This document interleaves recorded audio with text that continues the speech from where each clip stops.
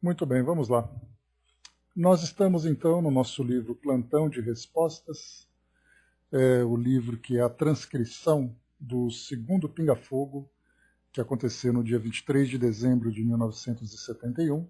Nós temos algumas questões que foram apresentadas ao Chico naquela ocasião, e através do conhecimento do próprio Chico e também das contribuições de Emmanuel, as respostas então, respostas que envolviam as mais variadas áreas, os mais variados temas, né, foram então sendo respondidos à luz da doutrina espírita. No nosso último encontro, nós tivemos dois temas, né, o karma, aí nós vimos aqui com relação ao perdão e ao karma, e depois nós vimos aqui o coma, né, eu trouxe para vocês aquele artigo bem interessante, né, falando sobre o coma, o estado vegetativo, experiências de quase morte, a visão da doutrina espírita sobre as condições, o estado do espírito durante esse período, né? Aliás, reforçando, né, naquele documentário que foi lançado pelo Netflix antes de ontem, falando a vida após a morte, na verdade é uma série, cada episódio trata de um tema, né? Logo no primeiro episódio, assisti ontem o primeiro e o segundo, no primeiro fala sobre experiências de quase morte. E aí então várias pessoas deram depoimentos sobre encontros, sobre as sensações, o enigma, né, que envolve esse fenômeno, inclusive, né, intrigando bastante as nossas ciências. E é muito interessante que nesse documentário que nós vimos, o tema que nós vimos aqui relacionado com esse documentário, mostra que ele é um tema bastante pesquisado. Mostrou ali algumas universidades, né, que tem ali centros de pesquisas com muitas e muitas obras publicadas, muitos e muitos artigos, muitas pessoas preocupadas, envolvidas em conhecer o tema. Então, muito mais do que nós imaginamos. Só que nós vemos a grande limitação, porque se de um lado eles procuram estudar esse fenômeno dentro do campo psíquico, por outro lado, eles acabam ignorando o elemento espiritual. Então, acabam ficando travados, né? Ficam girando em torno do mesmo tema até que esses cientistas, esses pesquisadores, deem um passo além, um passo mais corajoso para sair da esfera física e entrar na esfera espiritual. Então, enquanto não romperem essa barreira, o tema vai ficar sempre incompleto. E a mesma coisa acontece também com relação à mediunidade e tantos outros temas, né? Olha, Brás, eu acho que nós vemos, como eu coloquei para vocês numa outra oportunidade, nós vemos cientistas avançando um pouco mais dentro dessa área.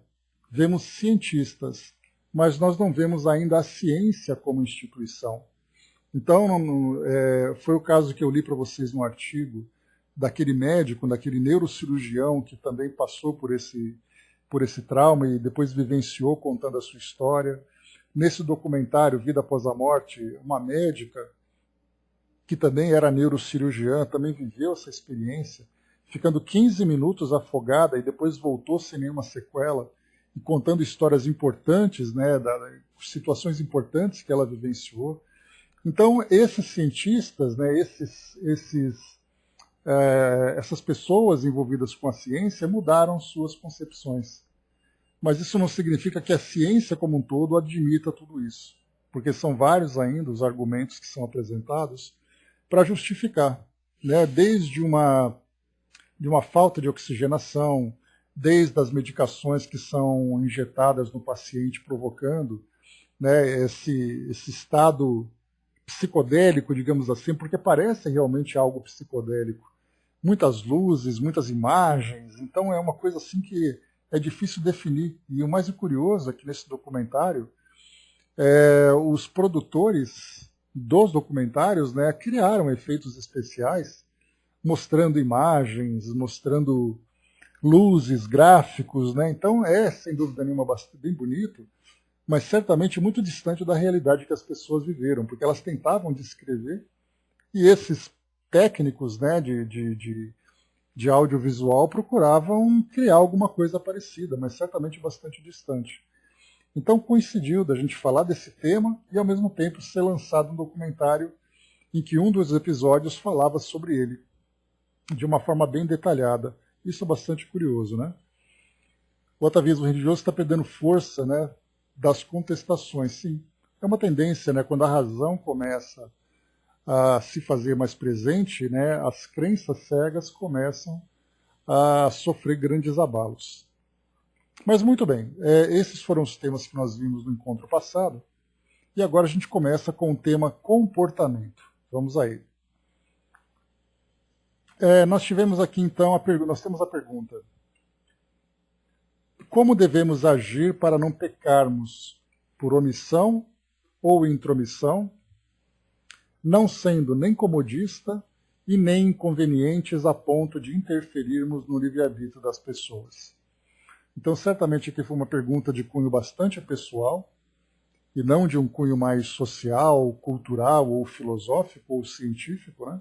Mas aqui bastante pessoal, porque ele coloca esse pecarmos, naturalmente, entre aspas, né, por omissão ou por intromissão. Então, na nossa vida de relação, é muito natural que nós nos deparemos com situações em que, por vontade de ajudar, ou você não fala nada, ou você acaba interferindo, se intrometendo, como colocado aqui no texto, na vida das pessoas.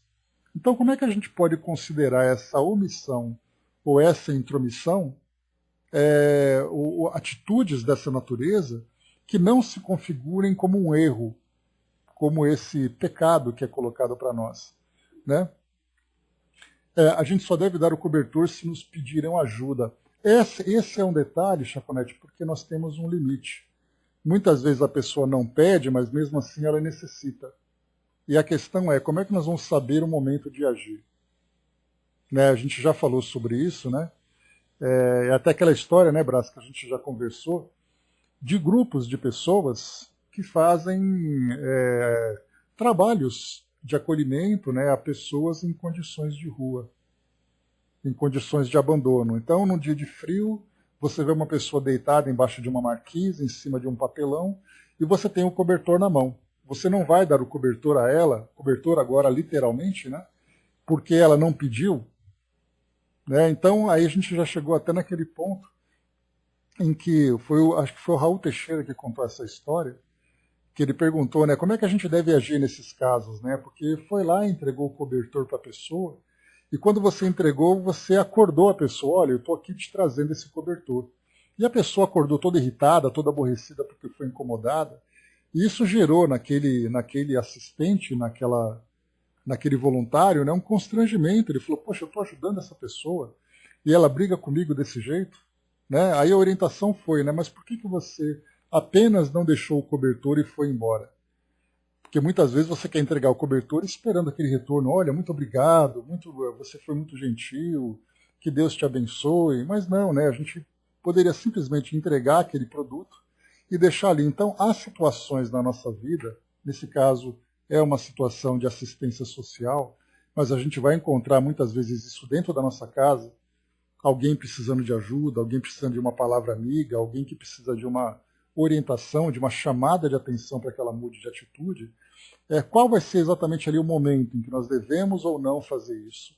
Será que eu ficar quieto é a melhor coisa? Será que eu dizer alguma coisa é a melhor coisa? Então foi esse o contexto da pergunta que surgiu para nós, né? Bom dia, soldado. Pois é, Chaconete, né, essa ajuda anônima, né, mas talvez, né, a preocupação do voluntário é você deixar aquilo solto e alguém vir e pegar. Então você acorda a pessoa para entregar para ela muito mais por segurança. Então é uma situação bastante delicada, porque cada um tem a sua motivação, né? Então não sabemos ali exatamente qual é a melhor forma de agir. Então bom senso ali cada um naquele momento. Né, o certo é deixar o cobertor ou qualquer coisa ao lado e não acordar. Mas num ambiente de rua, né, Dudu, onde todo mundo ali, né, cada um pega aquilo que está do lado e tudo mais, aí paciência, né? Mas enfim, né, tá certo, embaixador. Né, enfim, né, essa foi a situação que nós colocamos. Então, muitas vezes você não ajuda aquela pessoa por omissão, acreditando que você não deve interferir, mas ele precisa de ajuda. Muitas vezes ele não precisa de ajuda e nós interferimos. Muitas vezes ele precisa de ajuda e nós agimos de um modo diferente, de um modo egoísta. Então a questão que é colocada para nós é: como devemos agir para não pecarmos por omissão ou intromissão, não sendo nem comodista e nem inconvenientes a ponto de interferirmos no livre-arbítrio das pessoas? O tema para nós aqui, então, é a interferência no livre-arbítrio. A resposta do Chico: com o livre-arbítrio, o espírito enfrenta as lutas, provas e experiências da vida material e espiritual, respondendo com a responsabilidade pelos atos que pratica, no contexto da lei de causa e efeito. Ora, vemos assim no livre-arbítrio um bem intocável que não merece interferências, porque Deus permite que os espíritos tenham liberdade de pensar e, consequentemente, de agir. Dessa forma, o melhor conselho que se pode dar é agir em consonância com os ditames do Senhor e ter presente que todos os espíritos tendem à perfeição. Então aqui o Chico recomenda que seja respeitado o livre-arbítrio das pessoas. Mas aqui, é claro que ele deu uma resposta genérica, mas é muito difícil de pensarmos, por exemplo, no caso de uma família que tem um filho envolvido com drogas, envolvido com as chamadas más companhias, e os pais dizendo que isso foi livre-arbítrio dele. Aí a gente vai pensar: eu posso ajudá-lo em nome do amor, do respeito, do cuidado que eu tenho por aquela pessoa. Eu posso ajudar ou posso interferir porque a atitude dela interfere na minha. É o caso que nós já conversamos também, em que num ambiente, já aconteceu inclusive isso numa situação real, dentro de um centro espírita. A atitude de um dos colaboradores da instituição era uma atitude inconveniente, uma atitude inclusive equivocada, que era um caso de infidelidade que acontecia dentro da instituição. Aquela pessoa se envolvendo com outra pessoa, tendo ali os dois já com relacionamentos estabelecidos e tudo mais. E essa conversa, essa situação acabou chegando aos ouvidos de uma dos membros, De que modo que nós devemos agir nessa situação? Aí existe aquela recomendação, Se aquela atitude acaba de alguma forma interferindo dentro dos trabalhos, que esse foi o caso que aconteceu, o comportamento das pessoas estava começando a criar um constrangimento dentro da instituição. Porque isso já não era mais uma coisa discreta, já estava se tornando uma situação explícita. E aí, nesse caso, a questão é, primeira situação, conversar diretamente com a pessoa de modo reservado para não gerar constrangimento. Depois, a segunda situação, se a pessoa não ouvir, chamar alguém da instituição que possa ajudar na conversa, ou percebendo que essa situação acaba sendo improdutiva, chamar outra pessoa para conversar junto. E na terceira situação, fazer com que aquilo se torne claro para que todos vejam exatamente ali o caminho que aquela situação está sendo conduzida. Então começa de um modo mais discreto até de um modo mais aberto, tudo isso visando o bem comum. Porque a ideia é exatamente essa, Há situações em que você tem que tomar atitudes. E esse bem comum é o mais importante. Por causa do comportamento de um trabalho acaba sendo prejudicado. Então, certamente o livre-arbítrio, sim. Todos estão ali. Então foi conversado, foi orientado, foi esclarecido. Se a pessoa opta por seguir, por continuar com essa conduta, é uma opção dela. Mas a partir do momento em que essa conduta começa a interferir na vida dos outros, aí então o livre-arbítrio já acaba saindo do direito, porque todos nós temos direitos e deveres. Eu tenho o direito de fazer o que eu bem entendo, mas eu tenho o dever de respeitar o espaço dos outros. E aí então, em cada situação, o livre-arbítrio deve ser respeitado, mas ao mesmo tempo, ok, Angelina, bom dia, dona Miriam. Então, mas ao mesmo tempo, nós temos que também preservar o bem comum. Eis aí então a situação que nós estamos encontrando dentro dessa questão. O soldador lembrou ali, droga é mais complicado, pois envolve além da parte psicológica, a dependência físico-química e o próprio comportamento também, né, soldado? Esse comportamento acaba fazendo com que você interfira na vida familiar, cause grandes prejuízos emocionais, psicológicos e até mesmo materiais. E aí então você, agindo de uma forma compulsiva, você age em benefício daquela pessoa, percebendo que ela está caindo, né, num caminho de autodestruição. Né? As pessoas têm liberdade de errar, porém sempre haverá consequências boas ou más. E aí, então, nessa situação, soldado, ela tem a liberdade de errar. Mas aí a gente coloca, né, a questão da omissão ou da intromissão.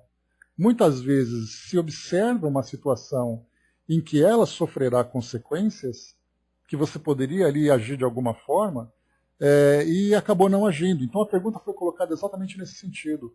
Se você se omite diante de uma situação ou se você se intromete. É uma situação delicada, porque nós poderíamos colocar aqui uma infinidade de exemplos de situações problema em que a gente analisaria, então, ali de que forma que cada um se portaria naquele momento. Certamente nós vamos encontrar situações, no caso, por exemplo, desse caso que eu apresentei, né, de um dependente químico dentro de uma família. Todos nós concordaremos, né, que muitas vezes você tem que fazer uma internação compulsória para poder tratar aquele ente querido devido às condições em que ele se encontra. Isso é bastante claro. Agora nós vamos encontrar situações em que uns agiriam de uma forma, outros agiriam de outra, como foi o caso, por exemplo, né, Dudu, que a gente conversou com relação ao coma na segunda-feira, em que uma pessoa com morte cerebral, alguns optariam, né, em manter aquela pessoa até o limite das suas condições biológicas e outros seguiriam ali a orientação dos médicos. Então, há situações variadas em que nós, ou por omissão ou por intromissão, cometemos esse pecado, ou outras vezes nós nos reservamos ou nós agimos em benefício de alguém ou de alguma situação, acertando na nossa conduta. Mas certamente ali eu acho que prevalece nesses casos, né, porque muito mais do que falar em livre-arbítrio, a questão diz respeito às nossas atitudes diante das situações dramáticas que as pessoas podem viver. Eu acho que o lema que nós poderíamos utilizar, né, o grande ensinamento, é fazer ao outro aquilo que nós gostaríamos que fizessem por nós.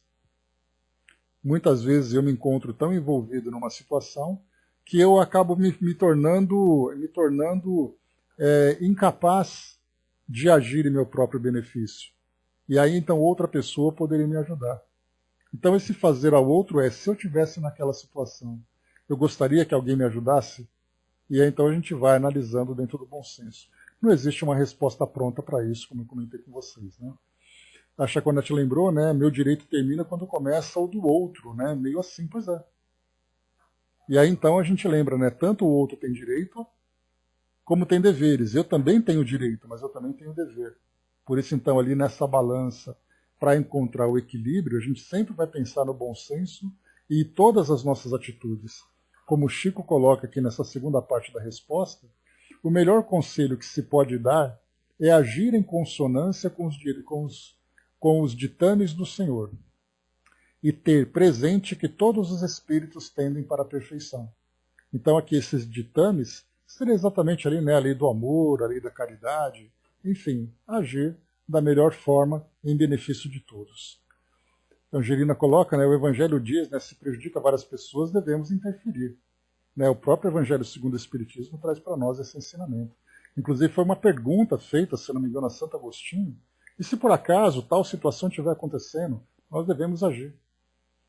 Eu cheguei até a procurar, Angelina, esse trecho no Evangelho, mas eu estava aqui com pressa, eu acabei não encontrando, né, mas se alguém encontrar, por favor, coloca para nós aqui. O soldado colocou, né, creio que tanto na ação quanto na omissão deve haver equilíbrio do protagonista. Sim, é o bom senso que deve prevalecer, sem dúvida nenhuma. Né? Dudu lembrou de bônus e ônus, que é exatamente ali, né? Você pode ter ganhos e perdas. Então, o ideal é agir, né? Assim como também a gente tem aquele ditado popular que diz, né, antes você errar por excesso do que por falta. Então você errou porque você queria muito ajudar. Ou você errou porque não fez nada e a coisa poderia ter sido evitada. Então, né, acho que a lei do amor é a que deve prevalecer. Acho que quem faz o bem por amor nunca erra, né? Como a gente tem essa dificuldade ainda, né, Brás, de interpretar o amor no seu verdadeiro sentido, muitas vezes a gente age motivado, né, por essa ideia do amor, mas impulsionado por outros tipos de interesses, por outros tipos de valores que estão ainda em desenvolvimento. Muitas vezes esse amor, né, acaba se tornando, na verdade, uma atitude individual.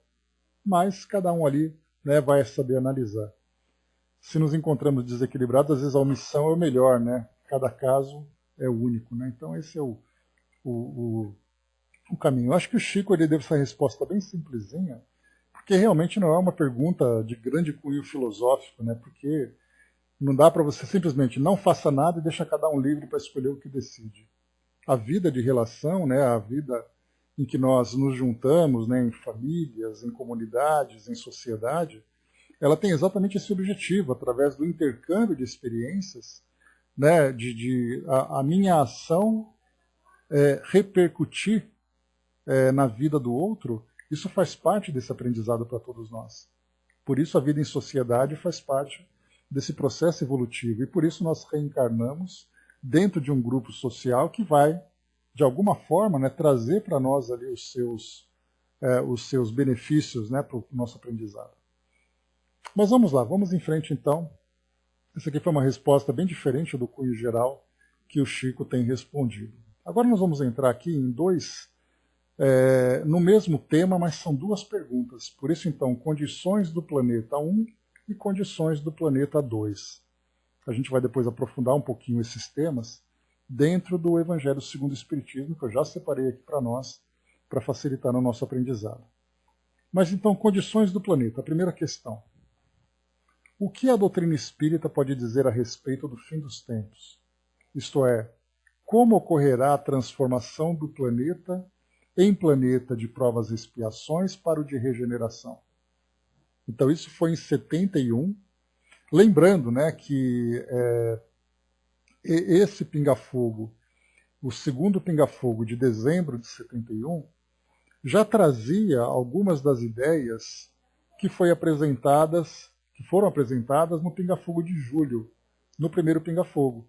E aí o Chico falou sobre aquela data limite, falou sobre aquele prazo de 50 anos para que o planeta pudesse se transformar, né? Data essa que coincidiu com 2019, né, que nós conversamos, que era de 69 até 2019, completando 50 anos, que seria no mês de junho, que é aquele momento em que o homem pisou na Lua, né?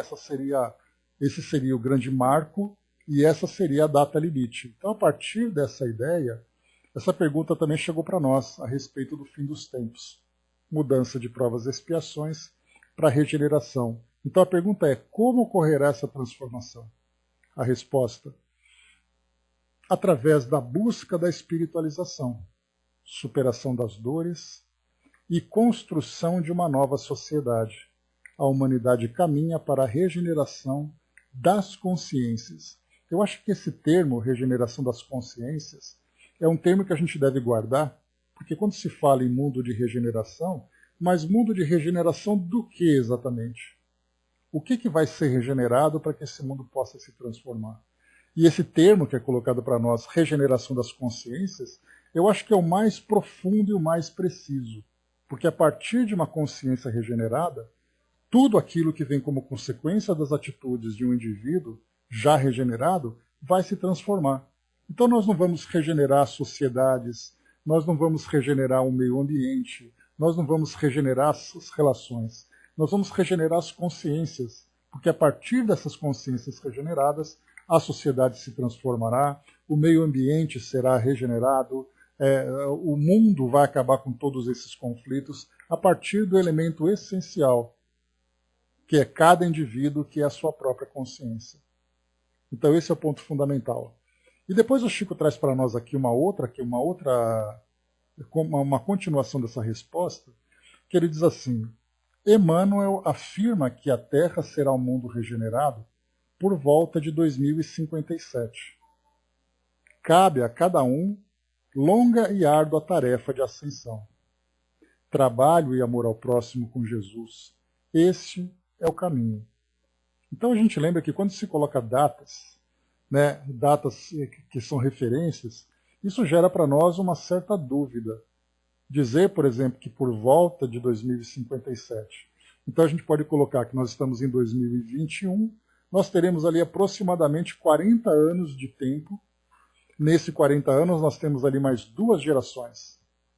Nessas 2 gerações é o prazo em que muitos de nós passaremos por essas transformações, né? E, por exemplo, daqui 40 anos, eu vou estar com 90 anos aproximadamente. Né? Então, 90 anos, talvez minha consciência esteja regenerada. Então, a gente pode dizer que seria uma mudança muito drástica, uma mudança muito complexa.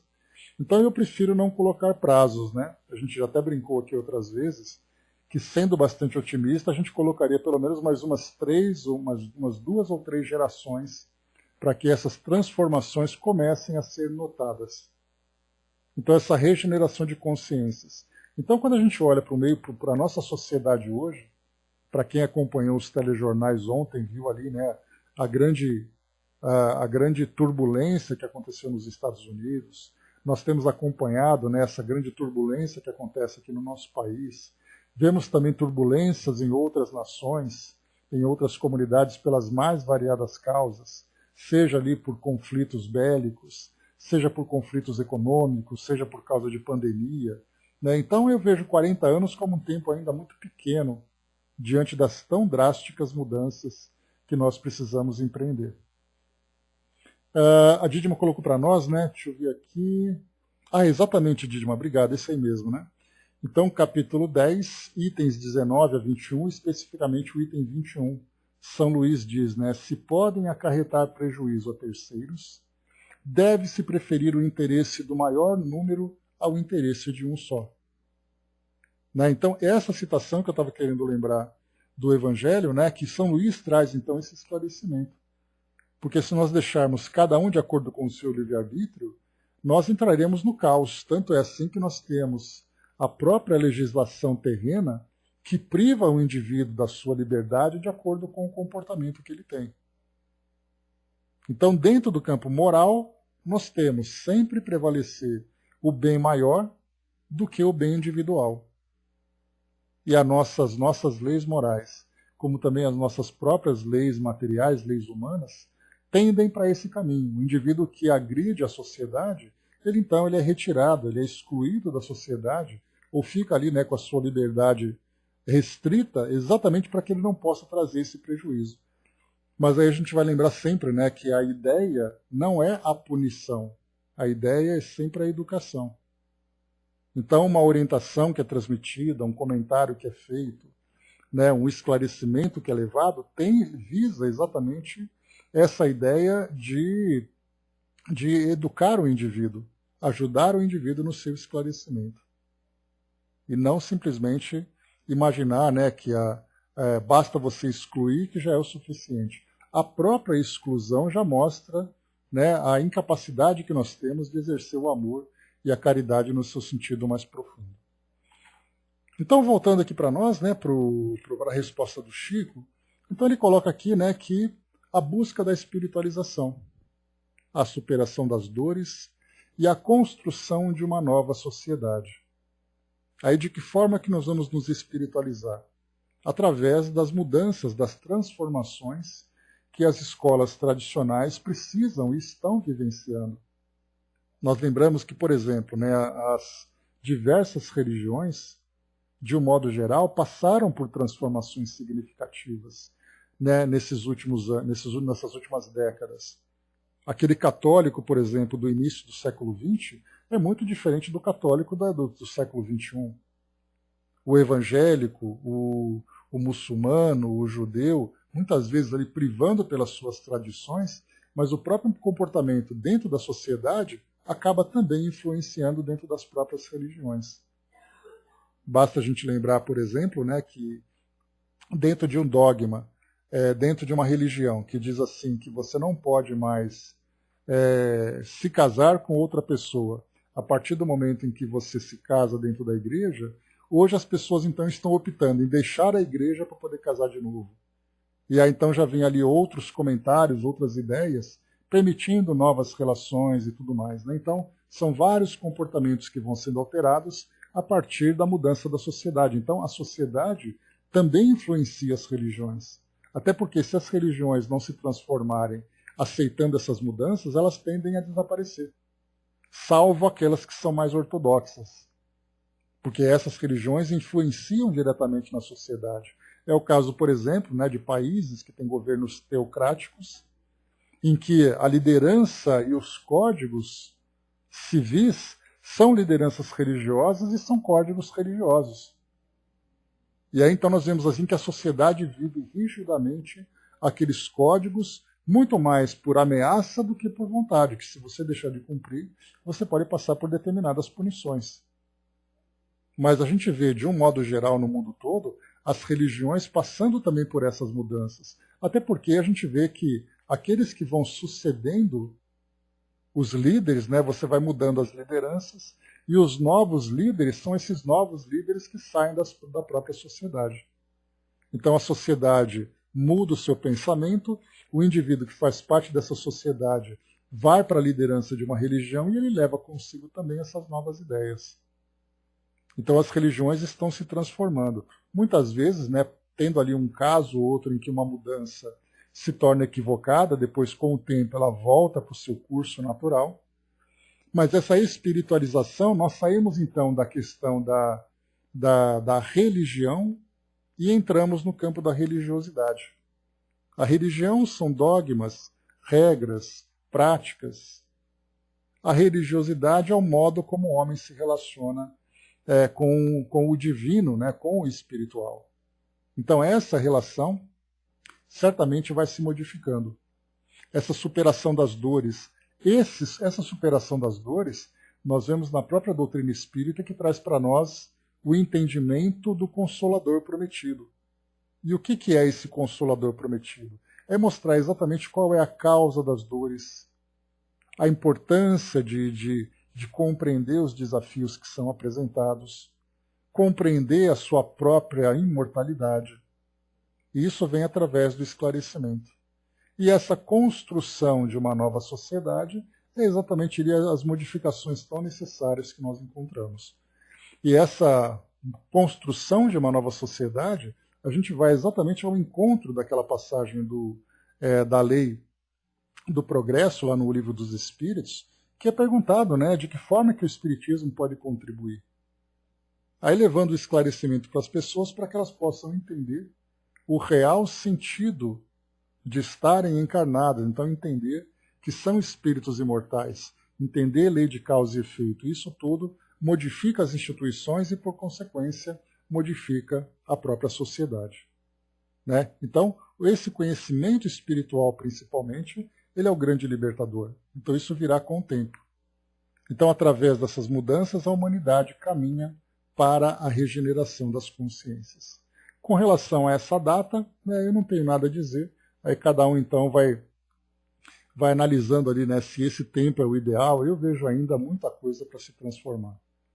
Porque quando a gente fala em um mundo regenerado, é que tudo já foi transformado. E nós estamos ainda passando por um longo processo de transformação. Então, certamente, nós já iniciamos essa regeneração. Não através das atitudes equivocadas daqueles que se encontram ainda presos no egoísmo. Porque esses, né, como nós já vimos também, estão vivendo ali a última oportunidade das suas existências. Não acertando dessa vez, serão conduzidos para um ambiente compatível com a sua natureza, ainda primitiva. Mas aqueles que estão ali tentando melhorar o mundo, esses já estão se regenerando. E claro, a gente torce para que nós estejamos junto desse grupo, né? Ainda que sejamos pequenos, né? As pequenas modificações. Né? Obrigado, Angelina. A Didima tinha colocado lá em cima para nós. Obrigadão. Então, bem-aventurados os misericordiosos é o tema. Né? Então, cada um ali fazendo o seu papel. A gente não pode transformar a sociedade sem transformar o indivíduo.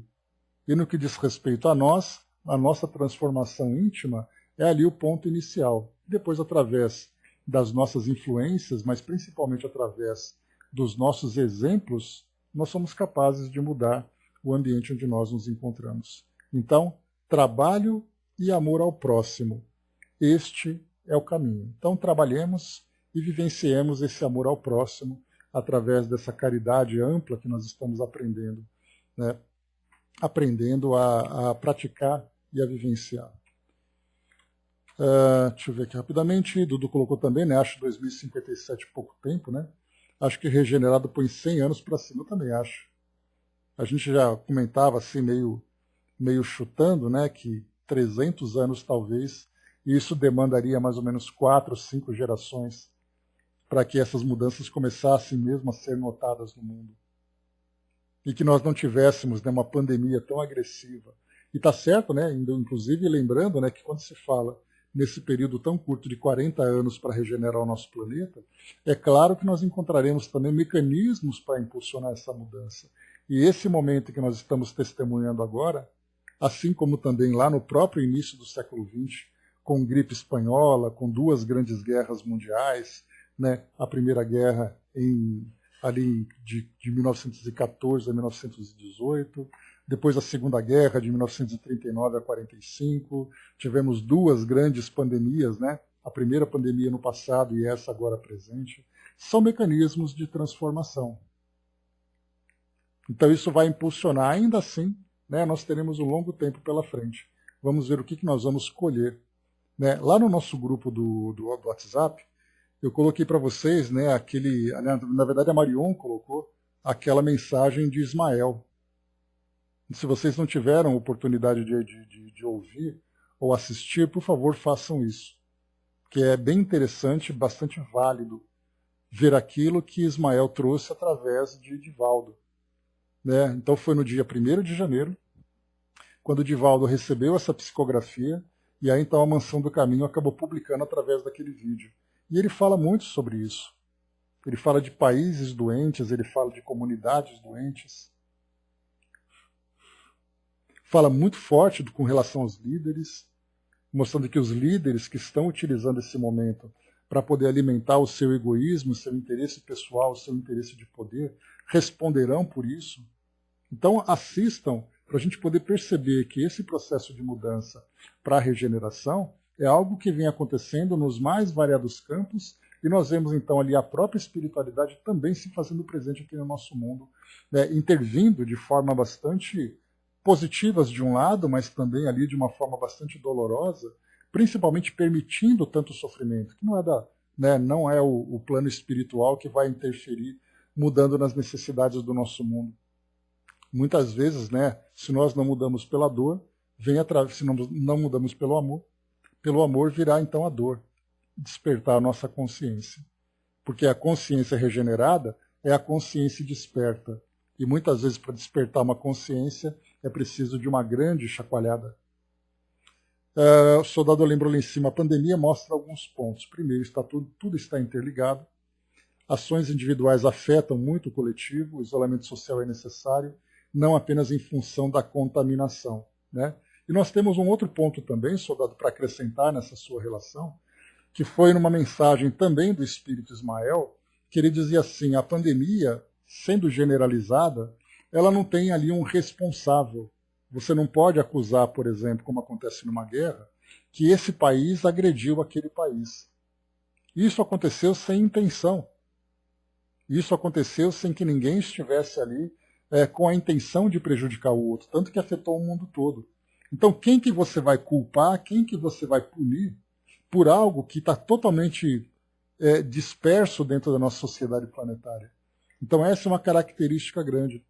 Ismael falava sobre isso, né? Você não pode responder belicamente nessa mensagem, inclusive atual. Você não pode usar uma força bélica, todo o seu equipamento militar, toda a sua tecnologia militar para acabar com o vírus.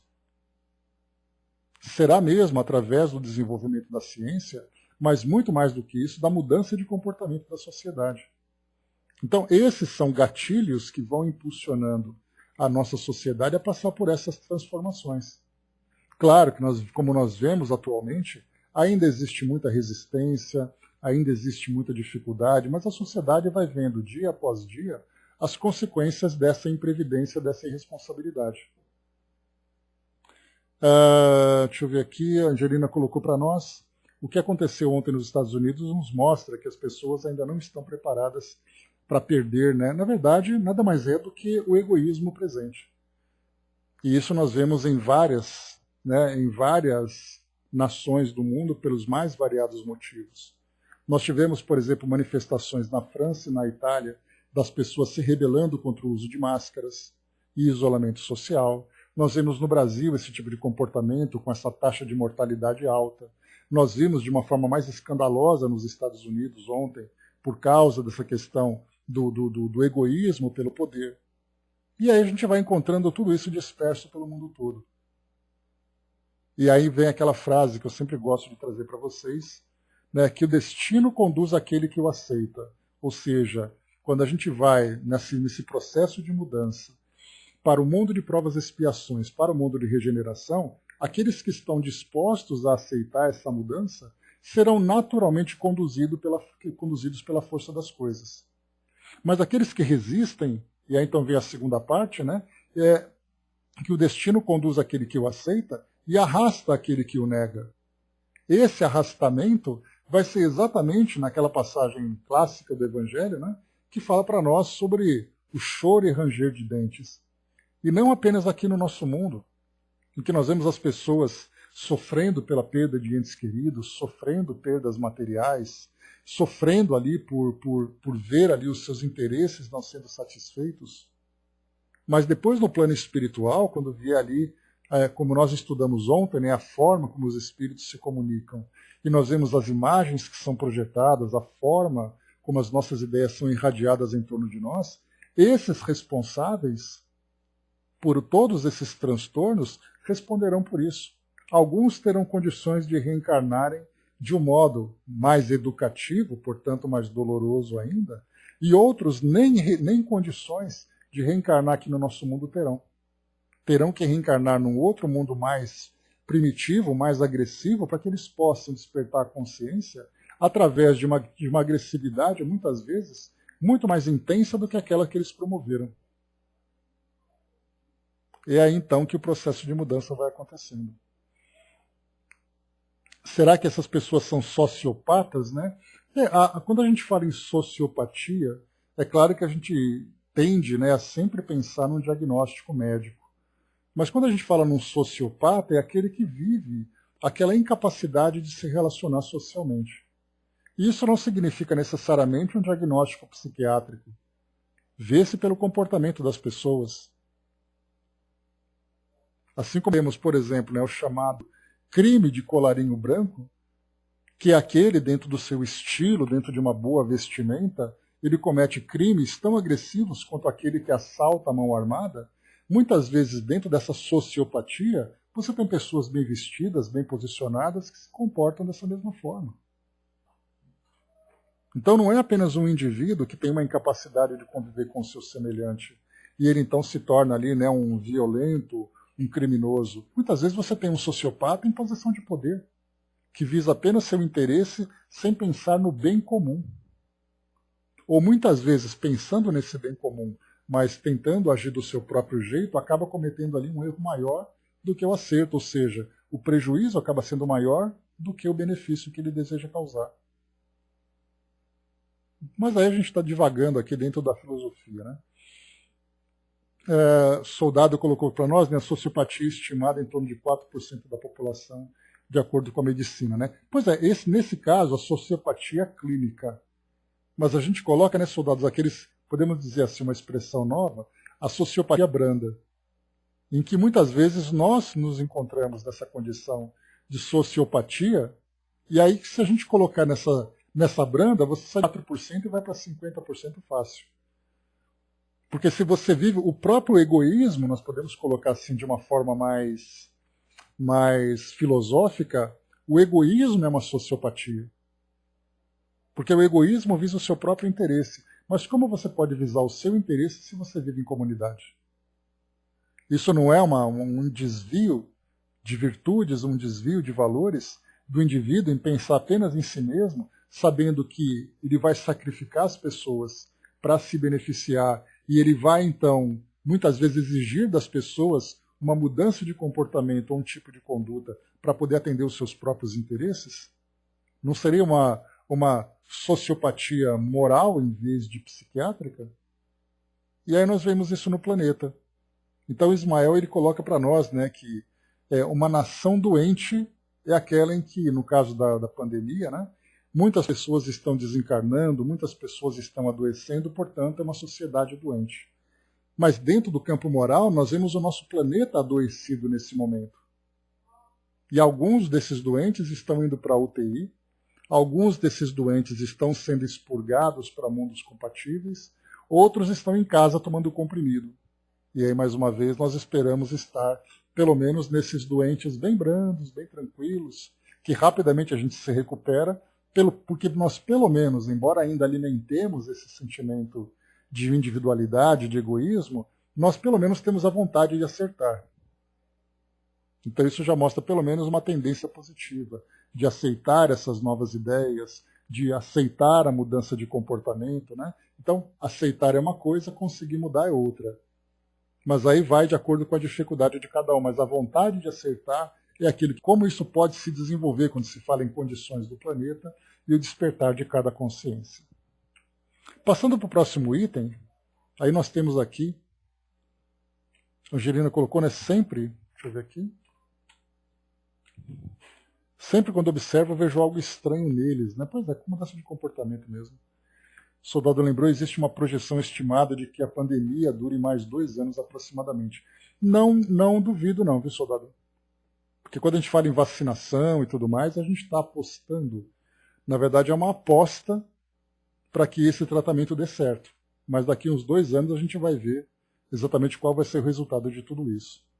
Porque muita gente, a gente lembra que aqueles que serão vacinados serão aqueles que estão nessa fase de risco. Muitas nações ainda não têm condições de investir nesse tipo de tratamento.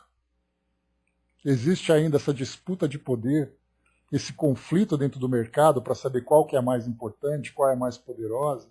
Então, quer dizer, não é assim toda a comunidade planetária voltada para o mesmo objetivo. Cada um quer chegar nesse objetivo pelo seu próprio caminho, mesmo que você tenha que passar por cima do outro. E nós vimos isso no início dessa pandemia, quando nós tínhamos ali nações confiscando produtos, na época, né, eram os respiradores que eram fundamentais, então material era confiscado, superfaturamento, invenções, tudo acontecendo naquela história, né? O meu interesse primeiro diante do outro. E aí me fez lembrar, inclusive, um filme que eu assisti na semana passada, por acaso, que é o Ensaio sobre a Cegueira, né, que é de José Saramago, e o Henrique Meirelles, diretor brasileiro, que acabou dirigindo o filme. Né? E nesse ensaio sobre a cegueira é aquela pandemia, que foi muito oportuna, né, reprisar esse filme, embora ele seja antigo. É uma pandemia que acontece no mundo em que as pessoas ficam cegas. E uma ou outra que consegue ter visão. E mesmo com as pessoas cegas, o que valeu naquele momento foi o instinto. Não houve solidariedade. Houve um instinto. E nesse instinto, cada um ali sobrevive, né? É a lei do mais forte que prevalece. Então esse filme reflete exatamente aquilo que a sociedade hoje está vivenciando. Mensagem que chega para nós, desde já muito obrigado pela ajuda, pela colaboração. Diz aqui para nós então, o comportamento humano, ainda não preparado espiritualmente, mostra sua ignorância mental. Quando não preparado, ainda demonstra que nada faz para que a sua vida futura possa trazer uma melhora não só a ele, mas mostrar ao outro que cada um que se dá para a melhora do próximo faz com que o seu cunho moral se eleve e, assim sendo, seu comportamento humano se depara com o comportamento de seu padrão espiritual, mostrando que fazer algo para ajudar ao outro e ao seu orbe terreno, construa relações sociais e humanas para que ele, nessa contribuição, viva melhor na sua casa terrena e transforme a sua vida futura quando retornar ao plano dos espíritos. Tudo move de bom grado nos comportamentos assertivos que tomamos para uma ajuda mútua de vocês e também nós daqui. Isso é mover em boa ação a psicosfera de todos os ambientes, seja na Terra, seja em qualquer morada, seja aqui onde nós estamos nesse momento. Né? Obrigado pelas orientações valiosíssimas, porque a gente vê exatamente isso. Né? Na dúvida, faça o bem que você puder. Se você não sabe como ajudar, faça esse bem, isso já é o suficiente. Porque como é mostrado para nós ali, né, a ajuda que nós prestamos ao outro, seja de que natureza for, seja através da caridade material, seja através da caridade moral, seja através da palavra construtiva, seja através do pensamento positivo, do otimismo em fazer com que as coisas aconteçam da melhor forma para todos, só o desejo e a própria ação que nós temos nessa direção já faz com que nós nos transformemos interiormente. Né? Nobre, amigo de todo dia, né? Um grande abraço para você. Então, quer dizer, mostra que nós nos elevemos por consequência, você não precisa, porque essa é uma ideia que nós temos, né? Uma ideia até bastante equivocada, que muitas pessoas se aproximam das religiões para encontrar salvação. Ou seja, não é aquela ideia, eu preciso me transformar interiormente para ser salvo de mim mesmo, para ser salvo do meu egoísmo, das minhas limitações. As pessoas buscam recursos exteriores. Eu frequento aquele lugar, eu leio aquelas coisas, mas eu não me transformo interiormente. Então a gente vê que a elevação moral, o crescimento espiritual, ele é uma consequência, ele não é um objetivo. Porque se eu faço por objetivo, eu sempre vou querer encontrar um caminho mais fácil. Eu vou enganar a mim mesmo e vou enganar também, né, tentar enganar as próprias leis divinas. Mas na verdade não, na verdade eu vou através das minhas ações naturais. É por isso que nós lembramos sempre quando nós falamos, muitas vezes uma pessoa que não tem religião nenhuma, ela não vai poder ser salva, ela não vai alcançar o céu. Porque essa é a ideia, né? Somente os religiosos, somente aqueles que são vinculados a uma instituição, como se essas instituições fossem obrigatoriamente o portal de salvação. Ah, mas eu não frequento nenhuma religião, então você não vai ser salvo. Só que, na verdade, a gente começa a perceber que, independente do vínculo que eu tenho ou não tenho com alguma instituição, aquilo que eu sou, o modo como eu me comporto, é o que vai determinar essa salvação tão desejada. E essa salvação significa nada mais, nada menos do que a minha própria promoção moral. Eu me transformo, eu me elevo, deixo de ser aquilo que eu era. Acabei de me salvar de mim mesmo. Então, é esse o comportamento que nós precisamos ter. Muitas vezes à nossa volta nós temos todas as decepções, todas as frustrações, por percebermos que o mundo ainda não está interessado nessa mudança. O mundo está interessado em cada um viver um dia depois do outro para poder buscar a sua satisfação imediata. Mas ainda assim, como lembra a Madre Teresa naquela mensagem belíssima, você pode fazer o bem e as pessoas não concordarem. Faça o bem a si mesmo. Você faz a caridade e as pessoas te criticam. Faça a caridade a si mesmo. Resumindo tudo, e ela diz no final, a sua relação é com Deus, não é com as pessoas. Então é essa mudança individual que nós vamos de fato alcançar essa promoção. Cada um dentro do seu tempo. Lamentamos por aqueles que ficam para trás. Lamentamos aqueles que ficam estagnados.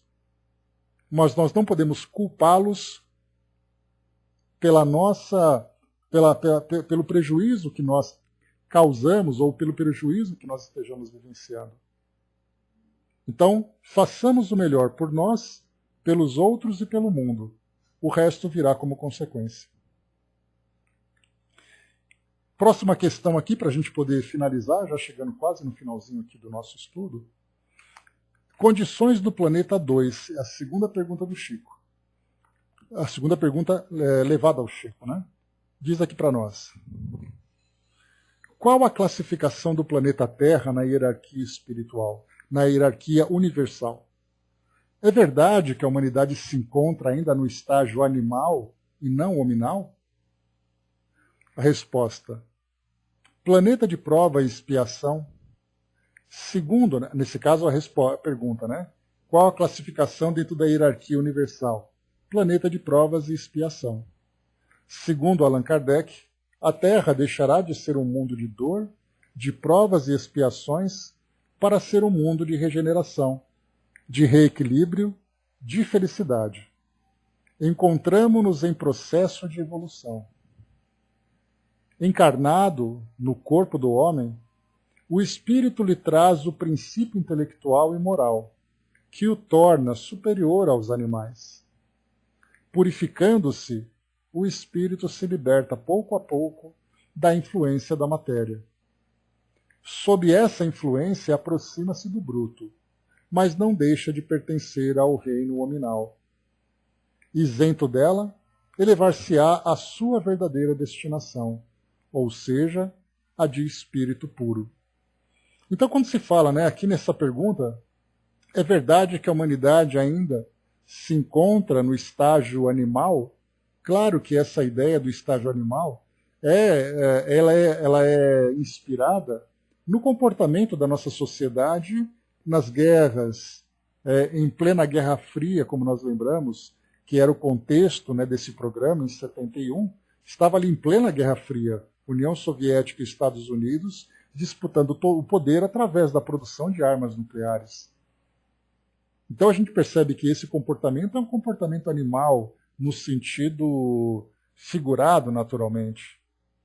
Mas aí o Chico então responde que, independente do comportamento que nós tenhamos, nós temos já desenvolvido o princípio espiritual e moral, fazendo com que nós sejamos superiores aos animais. E a gente vai, pouco a pouco, se libertando da influência dessa condição ainda primitiva. Porque através dessa influência, diz aqui o texto, nós nos aproximamos dos brutos.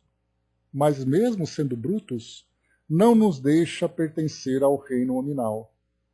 Aí quando a gente fala sobre esse bruto, aí nós já conversamos várias vezes sobre isso, porque se nós olhamos hoje para o nosso mundo e dizemos o mundo está perdido por causa do comportamento das pessoas, por causa do comportamento da sociedade, por causa das diversas situações que nós vamos criando. Aí eu sempre lembro, vamos voltar 150 anos no tempo para a gente ver como o Brasil era naquela época, em que a escravidão predominava, em que o país era um país violento, com tantas revoltas e tantas agressões. Para quem se lembra, na época do Brasil Império, quantas e quantas situações o Brasil viveu, com rebeliões espalhadas pelo Brasil todo.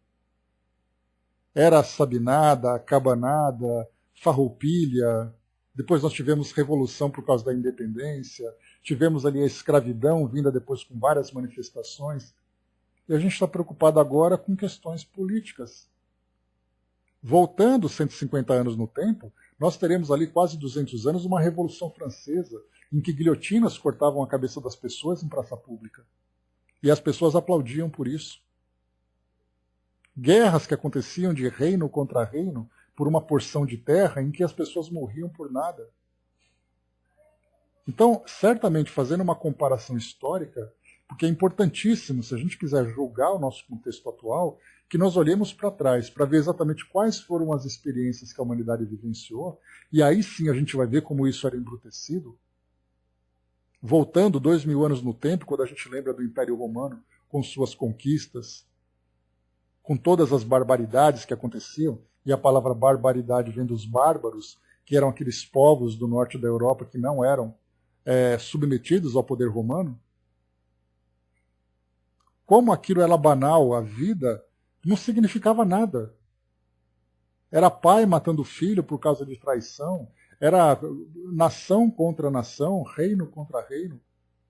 E hoje nós temos regras que equilibram, de certa forma, a nossa sociedade, mostrando que certamente nós evoluímos significativamente em diversos campos da ciência, da política, da economia.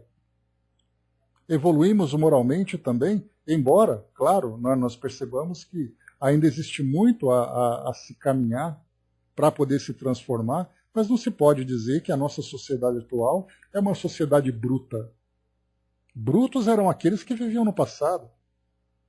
Naquela época em que tivemos há 500 anos apenas 500 anos, quando os europeus chegaram aqui nas Américas, dizimaram índios, os índios atacando os outros, aquilo sim era de uma ferocidade indescritível, que hoje nós só vemos nos livros de histórias, nas fotografias e nos filmes, mas quem estava ali vivendo aquilo sabia e sentia na pele o que era a vida bruta, a vida ainda embrutecida. Então nós evoluímos muito de lá para cá. Infelizmente, nós não mudamos o nosso presente olhando para o passado. A gente esquece de tudo isso. Né? Os bárbaros, os vikings e tantos outros povos, os mongóis, por exemplo, que eram grandes conquistadores, macedônios, fenícios e outros tantos como no passado.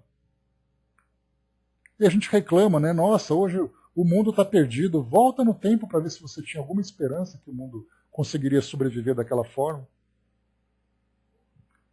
Para a gente poder lembrar, só para a gente dar sequência aqui na nossa finalização, quando se fala aqui, né, o Chico comentou, planeta de provas e expiações. Segundo Allan Kardec, a Terra deixará de ser um mundo de dor, provas e expiações, para ser um mundo de regeneração, de reequilíbrio e de felicidade. Encontramo-nos em processo de evolução. A gente vai agora aqui para o Evangelho segundo o Espiritismo, que Kardec, assim como os Espíritos também, falam bastante sobre isso. Então, no capítulo 3, nós temos: há muitas moradas na casa de meu Pai. Começando para nós aqui, lembrando sempre, né, que aquilo que nós vemos na nossa sociedade hoje, os espíritos que estão aqui, encarnados e se comportando dessa forma ainda aparentemente bruta, são espíritos que vão desencarnar, chegarão no mundo espiritual na condição de um espírito errante, em grande sofrimento, passarão por uma transformação moral, intelectual, depois reencarnarão em condições de aprendizado. Então esse ciclo de mudanças vai acontecendo de uma forma intensa, com idas e vindas, e cada ida e cada vinda o espírito se transforma. Então aqui nós temos, no início desse texto, uma passagem de João, capítulo 14, versículos de 1 a 3. Que o vosso coração não se perturbe. Crede em Deus, crede também em mim. Há muitas moradas na casa de meu Pai. Se assim não fosse, eu já vos teria dito. Porquanto eu vou para preparar o lugar para vós. E depois que eu tiver ido e preparado o lugar, voltarei e vos retirarei para mim, a fim de que lá onde estou, vós estejais também. Kardec começa com o primeiro item: diferentes estados da alma na erraticidade. A casa do Pai é o universo. As diferentes moradas são os mundos que circulam no espaço infinito e oferecem aos espíritos encarnados locais apropriados ao seu adiantamento.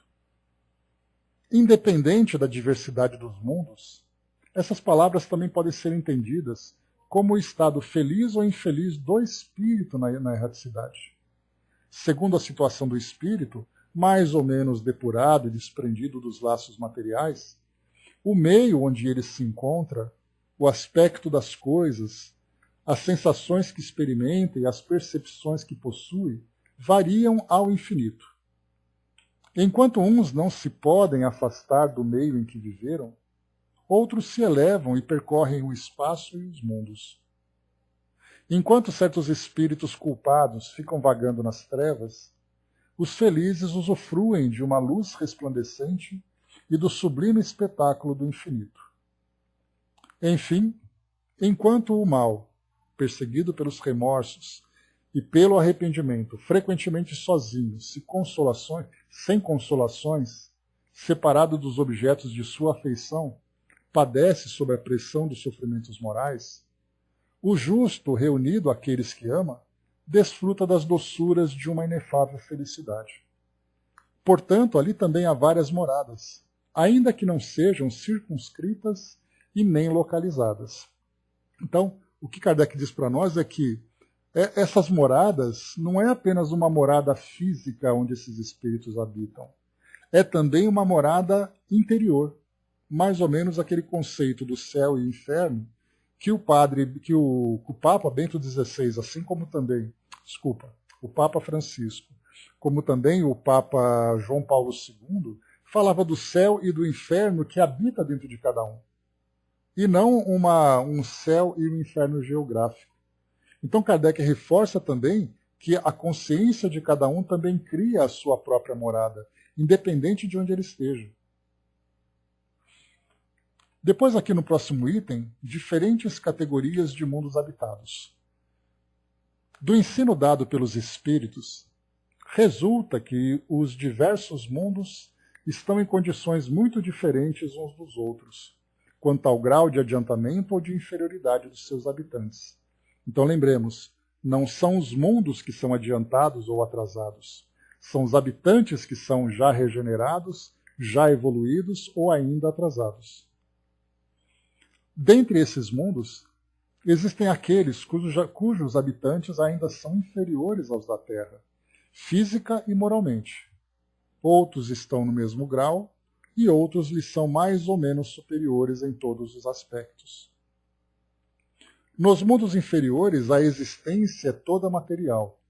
A vida moral é quase nula, as paixões reinam soberanas. Porém, à medida que a vida moral se desenvolve, a influência da matéria diminui, de tal forma que nos mundos mais avançados, a vida é, por assim dizer, toda espiritual. Nos mundos intermediários, há uma mistura do bem e do mal, com a predominância de um ou de outro, segundo o grau de adiantamento existente. Ainda que não se possa fazer uma classificação absoluta dos diferentes mundos, pode-se, entretanto, em razão da situação em que se encontram e da sua destinação, e baseando-se nos seus aspectos mais característicos, dividi-los de uma maneira geral, da seguinte forma: mundos primitivos, destinados às primeiras encarnações da alma humana. O nosso planeta já viveu isso, né? Se lembram? Quando nós voltamos ali 2.000, 3.000, 4.000 anos no tempo, nós estamos ali também acompanhando esse mundo primitivo. Mundos de expiações e de provas, onde o mal domina. Mundos regeneradores, onde as almas que ainda têm de expiar obtêm novas forças. Observem, mundos regeneradores, existem almas que precisam ainda expiar, mas elas o fazem com novas forças, repousando das fadigas da luta. Mundos felizes, onde o bem supera o mal. Mundos celestes ou divinos, morada dos espíritos puros, onde o bem reina inteiramente. A terra pertence à categoria de expiações e de provas, eis porque o homem nela está exposto a tantas misérias. Então, aqui no nosso Evangelho, Angelina trouxe para nós, irmão do bem, muito obrigado pela ajuda, pela presença, pelo carinho. Diz para nós: a oportunidade está sendo levada a todos vós que tendes o livre-arbítrio. Mas entender ou não entender será tarefa de cada um. Todos estão convidados para trabalhar o bem e o amor como Jesus vos ensinou. Qual de vós poderá dizer que estandes preparados? Portanto, amigos, o momento será uma oportunidade de renovação para vós, para todos que estão na terra. Digo a todos: estades no começo, irmão do bem. Né? Então, todos nós, no nosso planeta, né? Porque quando nós falamos na vivência do bem, nós vamos encontrar o bem em em todos os lugares do mundo. Da mesma forma que o bem, o amor, o egoísmo, ele é uma característica dos indivíduos. E num planeta como o nosso, onde nós estamos aí espalhados por todos os cantos, nós teremos todas essas características. Quando nós vemos documentários, reportagens, filmes que mostram as mais variadas culturas, nós vemos pessoas sorrindo, pessoas chorando, pessoas sofrendo, pessoas praticando o mal, pessoas praticando o bem. Então, olhando com maior profundidade, nós vemos que, embora esse material, alguns sendo documentários, portanto, refletindo ali o mais próximo da verdade, e outros de ficção, mas refletindo a cultura de cada local, nós vemos o ser humano, que também ali, vivendo alegrias, tristezas, desafios diários estão nesse processo de mudança. Aqueles que, mesmo dentro da sua filosofia espiritualista, mesmo aquele que pratica o bem de um modo quase que instintivo, né? Ele faz por fazer.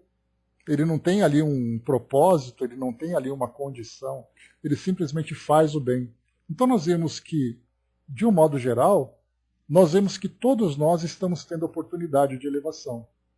Para muitos desses que ignoram o mundo espiritual da forma como a doutrina espírita se apresenta para nós, terão uma surpresa de encontrar o lugar que lhes cabe, né? Esse lugar de bons espíritos, de boas vibrações, de boas sintonias, serão surpreendidos por essa condição que ganharam sem sequer premeditar, né, as suas ações.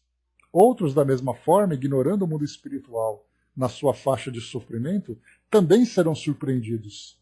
E todos, de alguma forma, entenderão que tudo aquilo que fizeram durante suas vidas os conduziram, né, o conduziram, ou os conduziu, né, até esse local onde eles se encontram. Então, todos nós, encarnação após encarnação, vivendo ali as nossas provas e expiações, encarnando e desencarnando e depois reencarnando novamente, é um processo que atinge a todos. Há aqueles que ainda já se encontram, aqueles que já estão mais evoluídos, há aqueles, né, que se encontram menos evoluídos. E aqui, como nós vimos, né, a predominância no mundo de provas e expiações é a predominância do mal. Só que nós estamos vivendo o mundo de provas e expiações no seu outro extremo, onde o mal, sem dúvida nenhuma, é mais escandaloso, e por isso Kardec perguntou lá no Livro dos Espíritos, né, por que o bem, né, o mal consegue se mostrar mais presente do que o bem, e a resposta dos Espíritos é que o mal é atrevido. Mas, de um modo geral, todas as pessoas desejam ser felizes. E aqueles que se destacam muito mais pelo escândalo do que pelo mal propriamente dito, do modo como vivem no seu dia a dia. Mas, de um modo geral, todos nós estamos naquela expectativa de querer fazer a coisa certa, de querer viver esse momento de felicidade, de encontrar a paz. A gente só não sabe como. Quantas e quantas pessoas ali tentam ser felizes trabalhando demais, ou cuidando da própria família, ou vivendo com seus amigos, ou fazendo alguma coisa que gosta. Mas são pessoas boas relativamente. Ainda não entenderam, né, a missão do bem na vida de cada um, mas elas não fazem o mal. Claro que ainda não fazem o bem. Mas dentro dessa neutralidade, claro que a gente lembra, né, aquele que não faz o bem, inevitavelmente faz o mal. Mas quando a gente fala numa linha evolutiva, nós temos assim aqueles que se encontram neutros. Não fazem o bem ou não fazem o mal. Mas só o fato de estarem nessa condição neutra já faz com que eles sejam bem influenciados para poder avançar um pouco mais. E esse é o grupo da maioria aqui do nosso planeta. Tanto é assim que a gente tem ali os amigos que são vizinhos, familiares, colegas de trabalho, você vai a um centro espírita, você tem boas relações com as pessoas.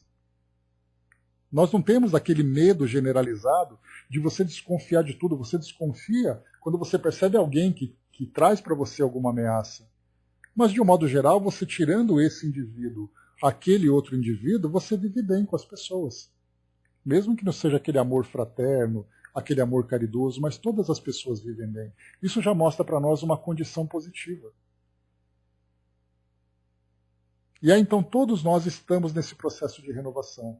O papel da doutrina espírita, para nós, para encerrarmos o nosso estudo, vem exatamente mostrar que todos nós temos um propósito. E se nós trabalharmos e nos dedicarmos para alcançar esse propósito, aceitando, como disse o nosso irmão do bem, esse convite para trabalhar no bem e no amor, como Jesus ensinou, certamente nós vamos ali acelerar esse processo de mudança. Nós teremos que mudar a visão religiosa, mudar a visão filosófica, a visão social, para entender que nós somos espíritos imortais. Então, aos poucos, esse conhecimento vai se infiltrando entre nós. E quando a gente pensa, bom, eu posso fazer isso, eu posso ser feliz através da mudança de atitude. Aí sim eu vou conseguir acelerar os meus passos na direção. Porque nós já estamos, de certa forma, caminhando em direção àquela luz que brilha no horizonte, dizendo poeticamente. Só que muitas vezes a gente para conversar, se distrai, e há aqueles que nós observamos que estão ali em passos firmes e acelerados naquela direção. Esses já compreenderam. Nós estamos ali. Aí a gente para um pouquinho, vê uma coisa igual criança, né? Criança gosta de ficar olhando para os lados, olhando para o chão. Mas a gente sempre tem ali aquela atração naquela direção.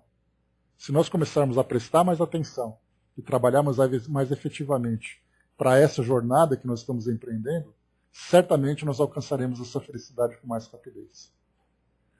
Então é isso, meus amigos. Encerrando por aqui o nosso estudo de hoje, ainda teríamos aqui, né, o item número 5, que fala sobre os espíritos, o destino da Terra, causa das misérias terrestres. A gente vai dar uma lidinha nesses trechos aqui. Depois vem instruções dos espíritos. Depois nós temos aqui também... deixa eu avançar. Aqui traz para nós aqui um retrato do que é a Terra e depois um retrato do mundo de provas e expiações. Eu quero ler com vocês isso aqui. E depois o mundo dos regeneradores, para a gente poder aprofundar um pouco mais o nosso entendimento sobre essa questão. Então, na semana que vem, a gente volta para esse segundo item, em que Kardec fala sobre a classificação do nosso planeta, e a gente vai analisar um pouco mais, né? Mas depois nós temos o próximo item, aqui no nosso livro Plantão de Respostas, que é o controle de natalidade. Também é outro tema bem interessante para ser analisado a partir da perspectiva espiritual, e depois também sobre os costumes, sobre os nossos hábitos de um modo geral, né? Crenças e costumes. Então, temas bastante interessantes sobre a nossa vida no planeta e a nossa vida no nosso cotidiano. Dudu colocou um degrau de cada vez. A subida é árdua, mas se chega lá, paciência, né? Então, essa é a regrinha para nos ajudar nesse processo de mudança. Então, encerrando por aqui, meus amigos, o nosso estudo de hoje. Lembrando mais